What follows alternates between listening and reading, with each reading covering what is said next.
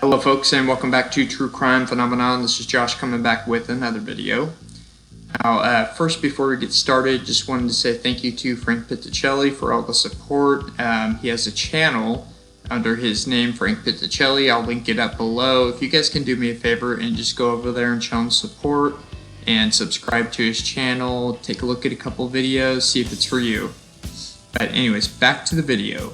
So Jeremy Dewitte is a serial police impersonator going back to his first arrest in 1998. He's currently in prison for multiple felonies.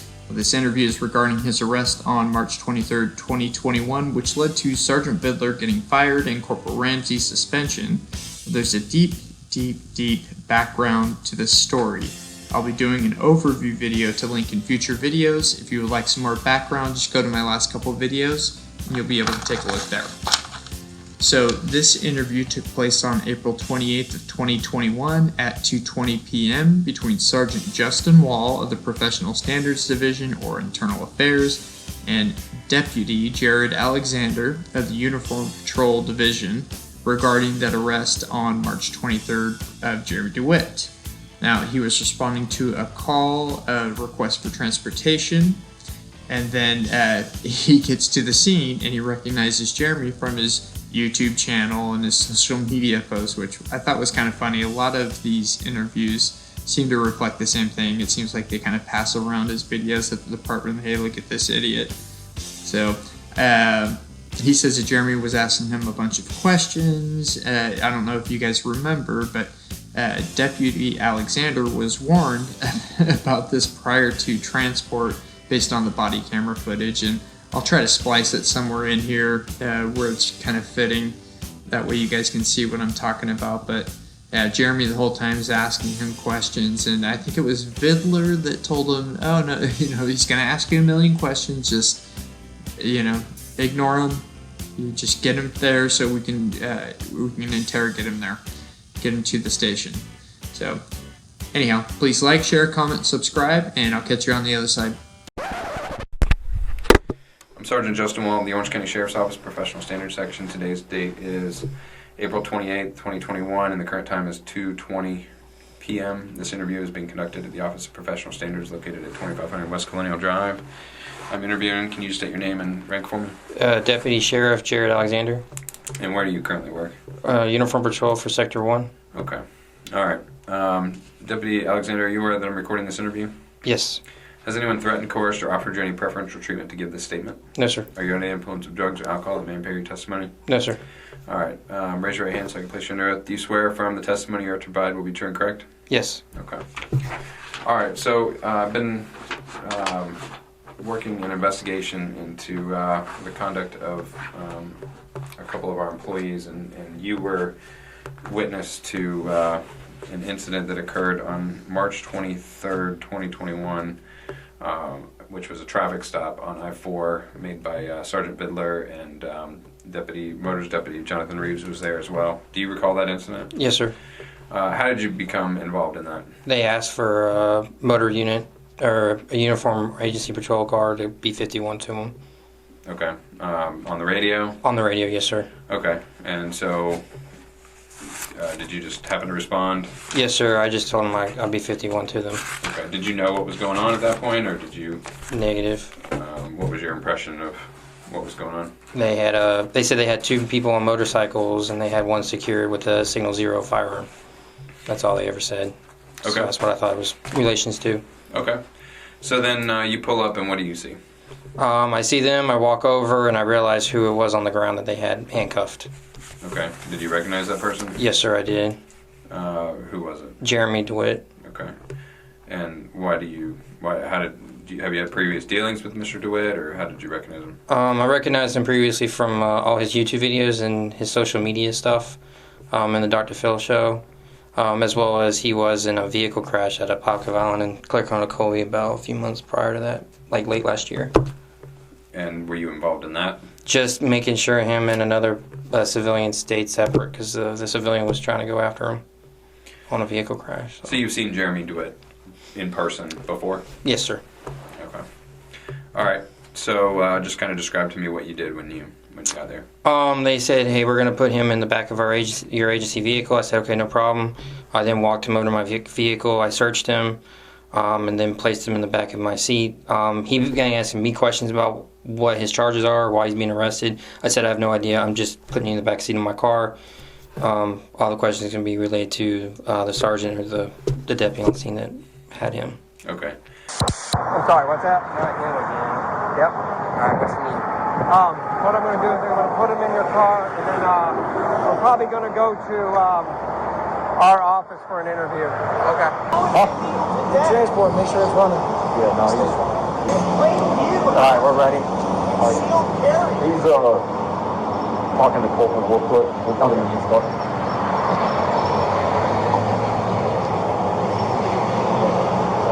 Please, wallet. Okay, thanks, appreciate it. Here's the thing, too. My camera's going. When you get him in the car, do not discuss anything with him. Don't talk to him. He's going to be running his mouth all the way. Just ignore it, okay? Where are we headed, Deputy? Substation, real quick. Did you know what the charges were Negative.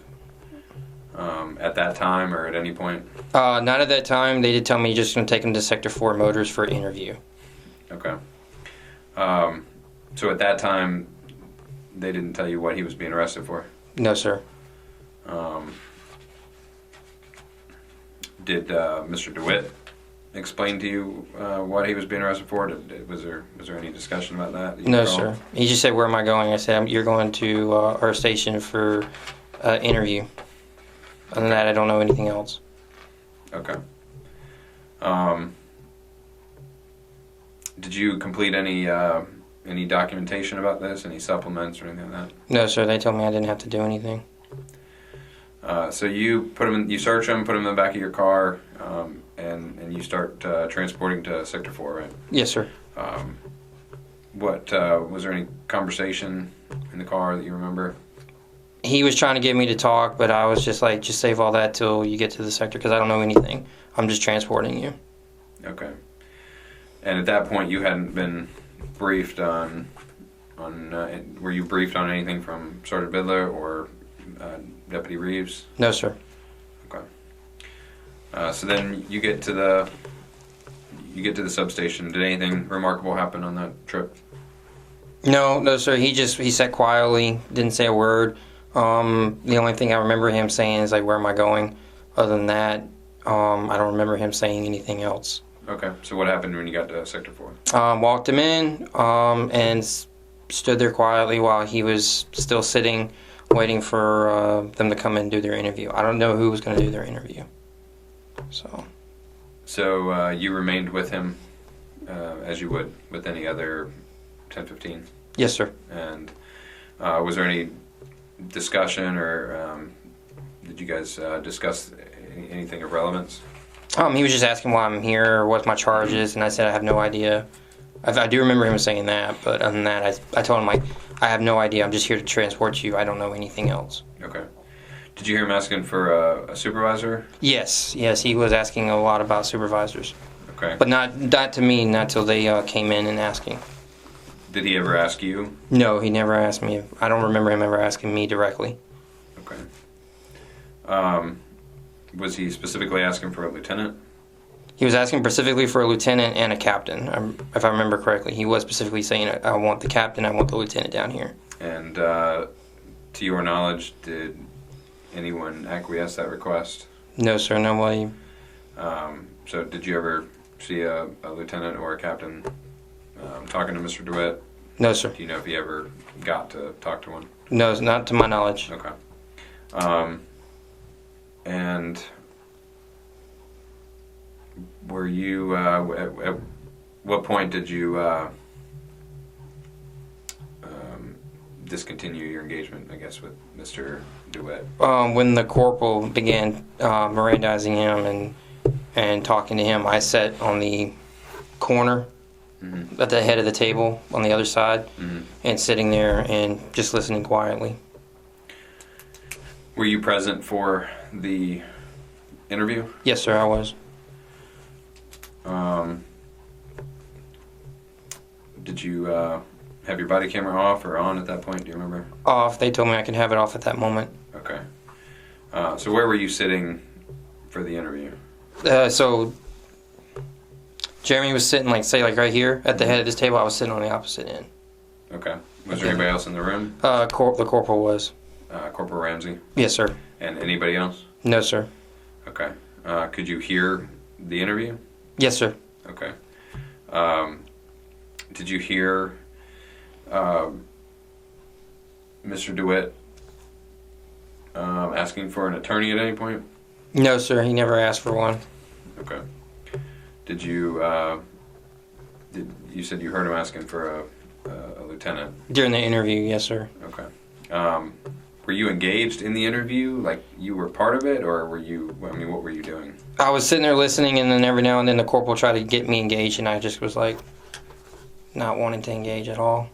What do you mean, get you engaged? Like, he kept asking me questions about his gun belt, about the firearm, or the holster and everything, looking like it's a firearm, and I'm like, I kind of didn't want to be. I'm like, okay, Just well, because it's audio recorded, you're just kind of bobbing your head. yeah, I'm kind of like, I didn't want to be involved. Like, this is not my. I'm not involved in this. I'm just transporting. I kind of wanted to say, like, don't get me involved. Okay.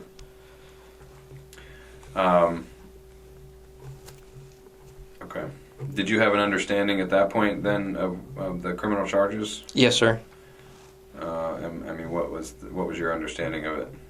Carry concealed by a convicted felon. Okay.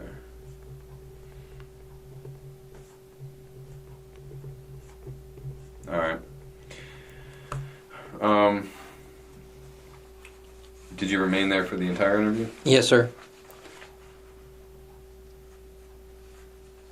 And what took place after the interview?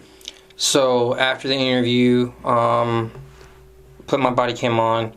Then I got up, put my body cam on, and then they kept exchanging some words with the sergeant about with Sergeant Vidler? Yes, sir. Okay. With why he's going to jail, why this, why is he not getting the lieutenant. I do remember him asking specifically the lieutenant and the captain, why are we doing this, da da da. And then I put him in handcuffs. I then walked him back to my car, and then transported him from the Sector 4 all the way to BRC, where I handed him over to Sergeant Vidler. Okay. At BRC? Yes, sir. Okay. Did you see? Did Mr. DeWitt have any personal property that you took? Do you remember? I do remember him having a cell phone, but I believe they had it the whole time. They had it within a month of his stuff, a benevolent envelope, if I remember correctly. Do you remember Mr. DeWitt having a body camera? No, I do not remember that on him at all. Okay. Did you ever see Sergeant Vidler with a not his own body camera, but a separate body camera that belonged to Mr. DeWitt? Did you ever see anybody, either Corporal Ramsey or Sergeant Vidler? If I recall correctly, I do remember them saying something about, like, his cell phone that acts like a body cam was going to be collected as evidence. Okay. That's if I remember correctly. But no separate device? No, sir. Okay. All right.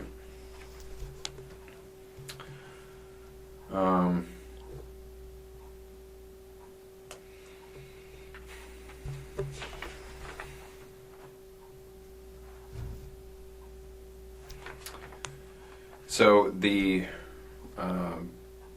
obviously you had some understanding of the charge carrying concealed weapon by a convicted felon, I guess was your understanding of the charges based on the interview? Yes, sir.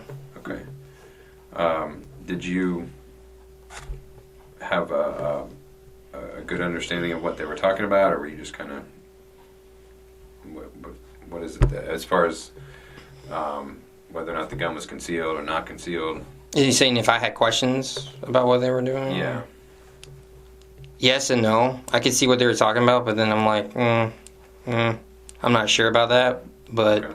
It's not my case. I just was there to transport them. Okay. What was it that you had questions about? Where they're getting to the ledge of the firearm part. I felt like they were kind of stretching it a little bit too thin. Okay. But like I said, that's not my opinion. That was their case. If they can articulate it, and it's Okay.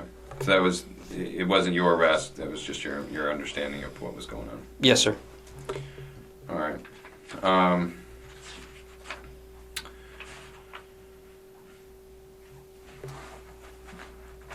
Outside of what we already talked about, have you ever had any other interactions with Mr. Dewitte? No, sir.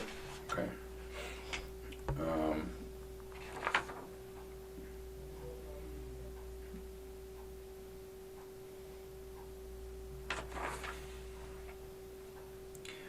Do you have any knowledge of a history between Sergeant Vidler and Mr. DeWitt? Yes. What kind of knowledge do you have? One time on the vehicle crash, I do remember that he called me specifically asking about what happened, why didn't I contact him, that he has like open cases on him. I'm sorry, who called you? Sergeant Vidler. Sergeant Vidler, okay. Yes, sir. And when was that?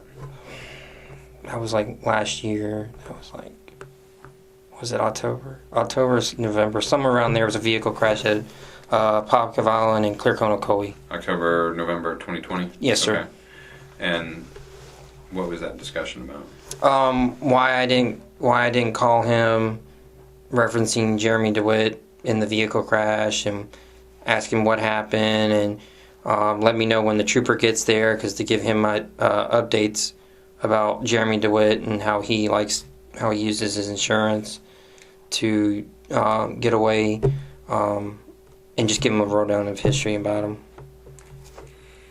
How did Sergeant Vidler know to call you?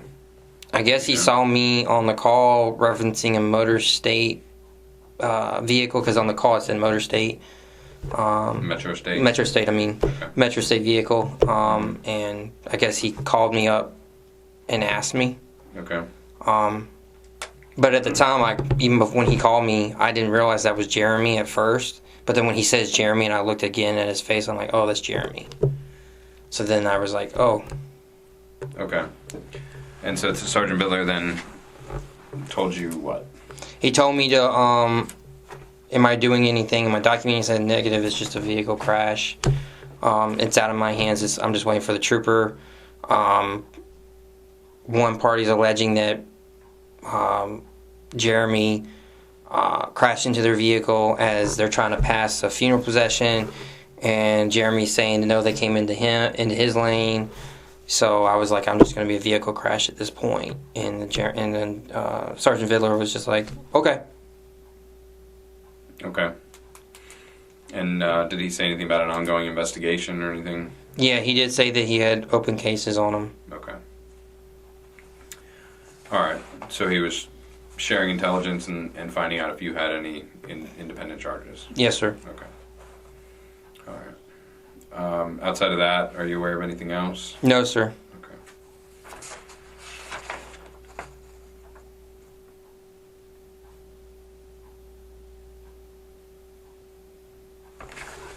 All right. Is there anything else that you know about this investigation you'd like to add? Just what I know. Okay. All right. The current time is 2:35 p.m. and that concludes this interview. Alright folks, that's going to wrap it up. Let me know what you think down in the comments below about splicing in the video. Let me know if you like when I do that or if you don't. If you just want the straight interview, kind of like to provide a little bit of context for all the newcomers out there. Once again, please check out Frank Pitticelli's channel. I'm going to have it linked up below. Appreciate you supporting the people that support me. Thank you guys so much. Appreciate everything you do for me. Catch you on the next one.